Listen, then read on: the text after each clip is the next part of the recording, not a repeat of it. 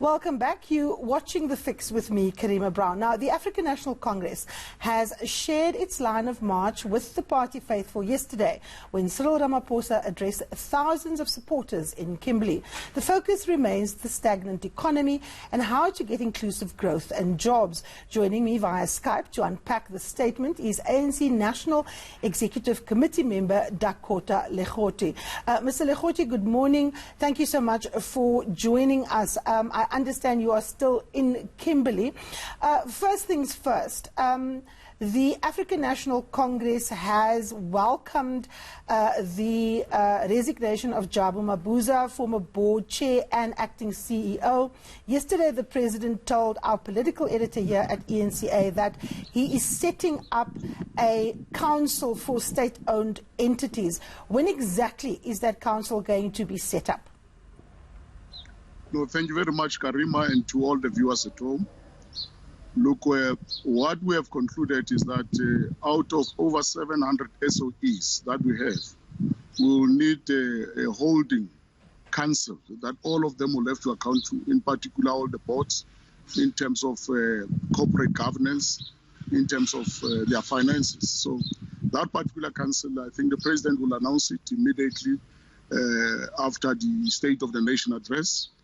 But so far, we are looking forward to have that particular council to ensure that we have a council that at a full-time basis will ensure that it keep watch on all our SOEs in terms of performance, but also in terms of meeting our objectives that we have set for ourselves in the General Rate Statement, that will have to ignite and resuscitate and restore public confidence in all our SOEs.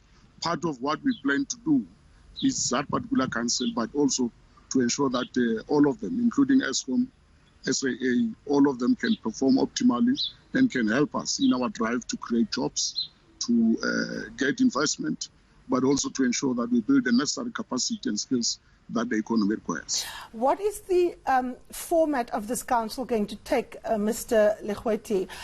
Who will head this up? Will it be based in the presidency? You said now that the president will give us clarity during the State of the Nation, but give us some insight into what we can expect. Look, as it is for now, the council, we are looking at renowned South Africans who can assist in terms of helping us to grow the economy, renowned South Africans and outstanding South Africans who can assist us in ensuring that we build and rebuild our economy. But besides, what we are also looking at is to get people with the necessary expertise who are not necessarily ANC, even both in the region, in the continent or internationally. Some of them will be getting them from there. Now, in the interview with Mvoko, the president used other countries as an example where they don't necessarily have a Ministry of Public Enterprises, but where they have this council. Is this the beginning of the phasing out of a Ministry of Public Enterprises, perhaps, Mr. Lekgoete?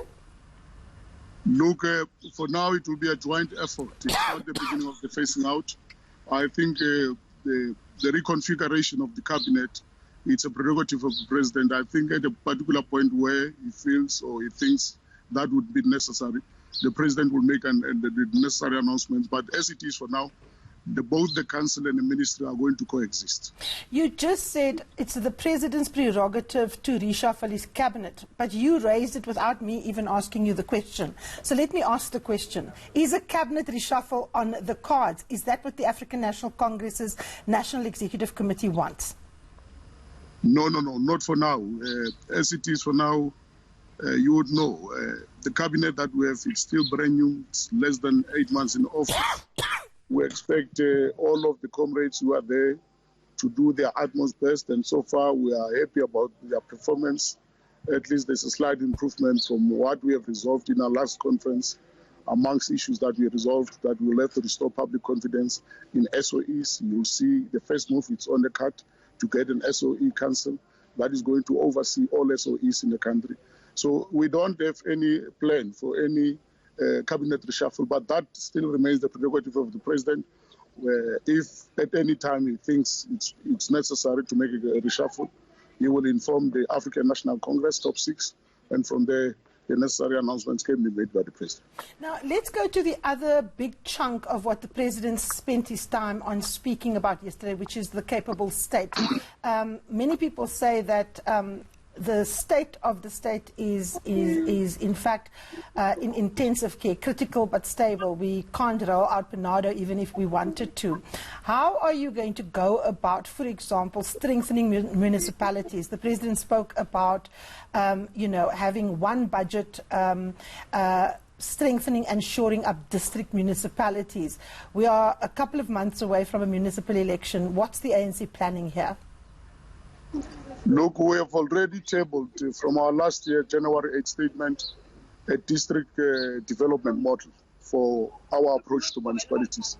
Through a district development model, what we are planning to do is that both the provision of housing, water, and all basic amenities and services will be done through a district model. That is purposely to assist municipalities with a low tax base, because some of the municipalities are not necessarily performing because of their own challenges. They are not performing because there's no tax base, there's no proper revenue for a municipality to function optimally, and that's why we opted for the district development model. But it will include even industrialization, it will include even agriculture, so that in each and every district there's a hype of economic activities which can help us to sustain jobs and get South Africans to work.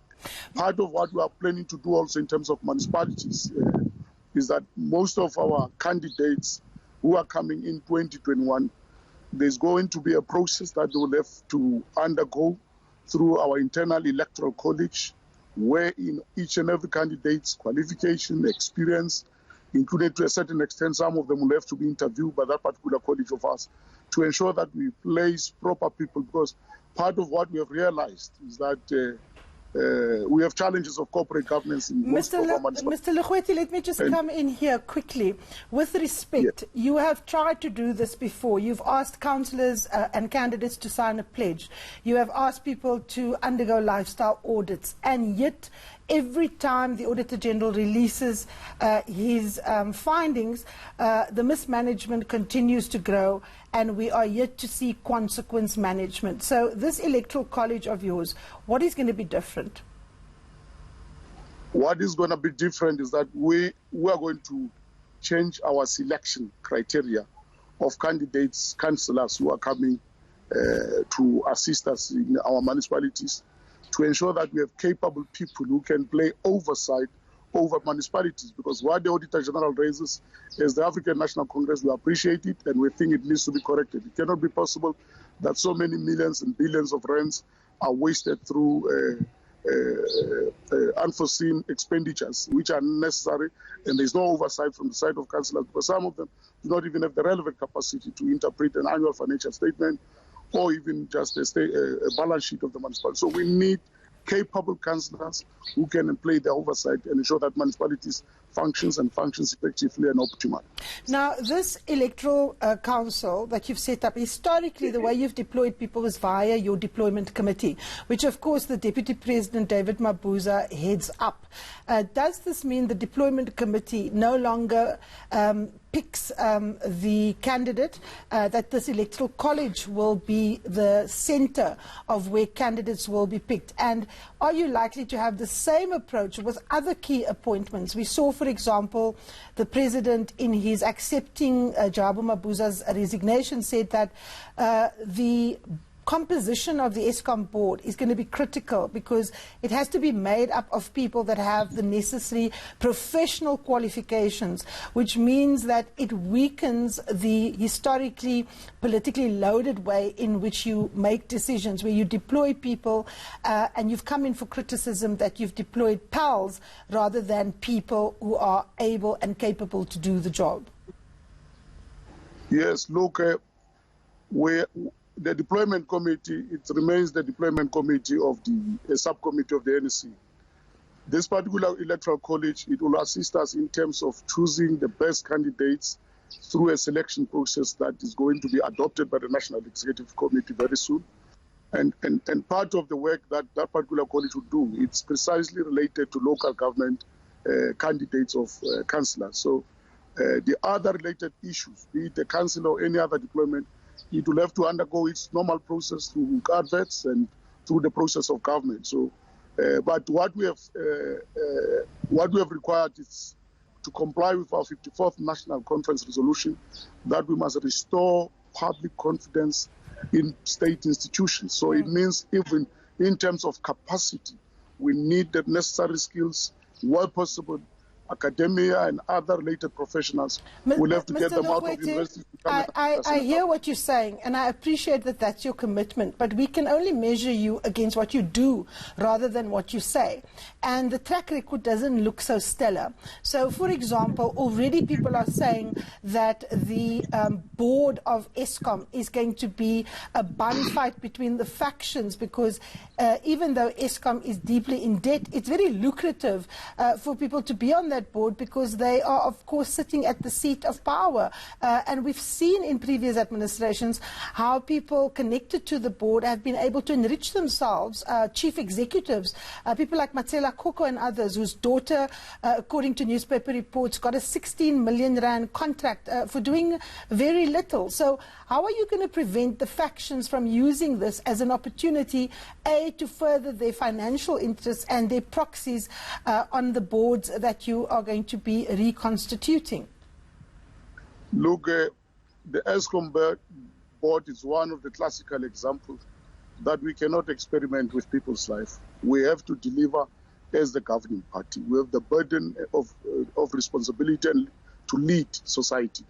So this particular board that is supposed to be appointed going forward, it must be a board of people with the necessary skills, who are sound and who can make proper decisions in the interest of the nation. Because with Eskom, energy is life. With no electricity, there can't be any economic production. With no electricity, there can't be education. With no electricity, there can't be progress in any society. So we can't experiment or play with such serious responsibility as a governing party.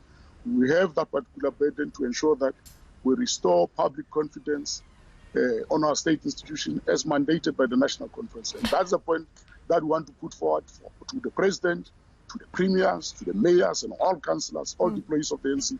They have to ensure that we deliver on our mandate. We can't be fugitives from accountability.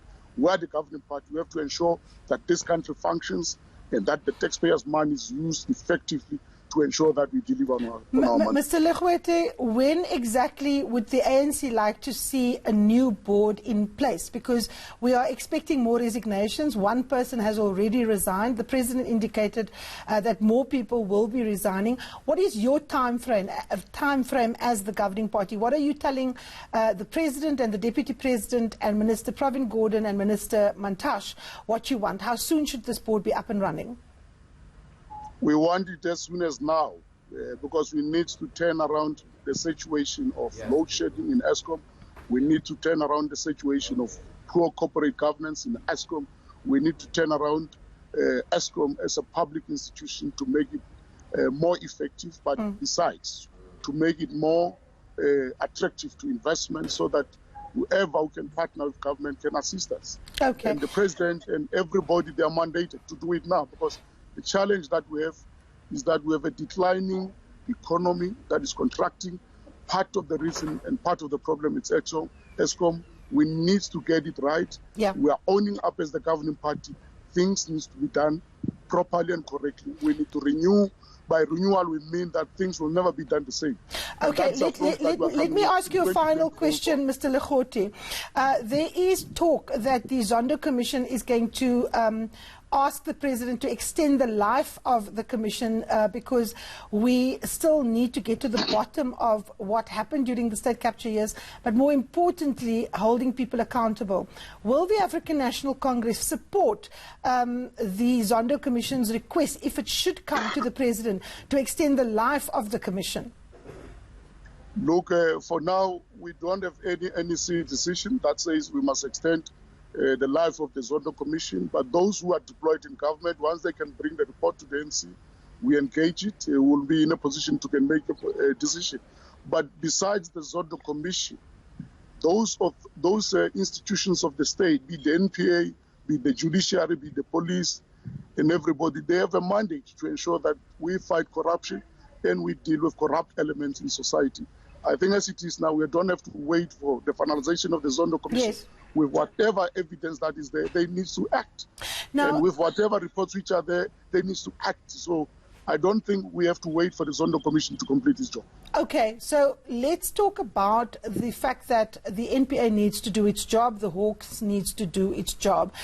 We saw a couple of efforts to extradite people from the United Arab Emirates. We know that the NPA head went there together with the Justice Minister. We also know that some people are about to be arrested. What is the feedback that the African National Congress is getting from its deployees, such as the Justice Minister, about where the operational matters stand? Obviously, we know the Justice Minister doesn't make decisions about who gets arrested and who doesn't, but he does interact with the NPA. Are you satisfied that the NPA and the Hawks are actually doing what they should be doing with the speed that is required? Yes, you know that those particular institutions are independent in terms of the Constitution of the Republic. As the ANC, we have limitations to influence any process, be it the Hawks, be it the NPA. What we expect as the ANC is that we are also part of the stakeholders and participants in the country. We are also subject of the authority of the Constitution. We expect those who are in charge in government, be it in cabinet, who are relevant ministers, to do their work, including their departments and all officials in their departments. So the NPA is independent, the Hawks, they are independent. That's why we expect them to do their work, irrespective of who's involved, be the leader of the ANC, be the private person, be it anybody who can be implicated in corruption or any wrongdoing, or anybody who can be in conflict with the law. They must act. They have that particular authority given by the Constitution of the Republic. Last question to you, Mr. Lekgoete. The question of land expropriation is obviously a big question. Yesterday, Barbara Creecy made some announcements in the Northern Cape in terms of assistance to government. What is the ANC's timetable for that process that is playing itself out in Parliament? How soon do you want more clarity around Section 25 of the Constitution, stipulating exactly how you should go about speeding up expropriating land without compensation? No, thank you very much. I think from our side as the African National Congress, we have been mandated by our last 54th National Conference to get land reform into a process of benefiting all South Africans. As it is now, it is with the lawmakers in Parliament for them to undergo all the necessary processes.